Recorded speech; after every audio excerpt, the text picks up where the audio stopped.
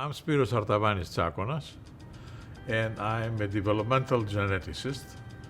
I work at Harvard. So I have been working on Notch for the last 40 years. Notch is a communication pathway that allows cells to communicate. Whether you're a fly or a human, you start from one egg, one cell. This cell proliferates and it starts building an organism. So I decide to become one thing, and my next door neighbor takes that into account, and it does something that is the consequence of my deciding one thing. So the signaling framework that allows cells to communicate is remarkably conserved across evolution, all right? Something that we have been working on is to see how Notch activity is integrated with other cellular functions. The signaling pathways must coordinate their action and integrate their action so that the biological outcome is the correct one. I have been working for a very long time on this pathway.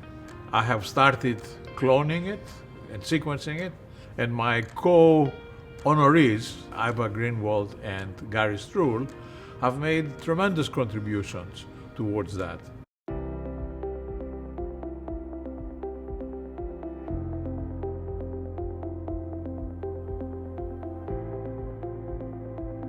One of the biggest lessons in biology in the last 30 years, more, is the conservation of basic mechanisms. It is quite clear that the basic biological mechanisms that guide cellular physiology are conserved, actually, from flies, worms to humans. There's no doubt, of course, that we have a different physiology than flies. However, the underlying biochemical mechanisms are very much conserved. So in disease, the best way to address disease is by understanding the mechanism underlying a particular ailment. If you have a mechanism that you can analyze in model organisms, then that allows you to apply that, if nothing else as a question, to higher organisms, including ourselves.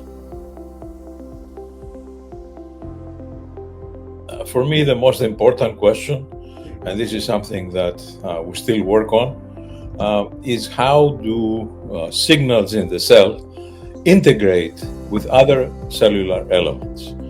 As I said in the beginning, you have a particular signaling pathway, and this signaling pathway, in order to guide the appropriate cellular physiology, it has to integrate itself with other elements. Now, this is an old problem, and we knew that it existed from the beginning. However, only now, with all the omics approaches and the spectacular work with artificial intelligence and the AlphaFold and its derivative, can be addressed now, which is a new thing.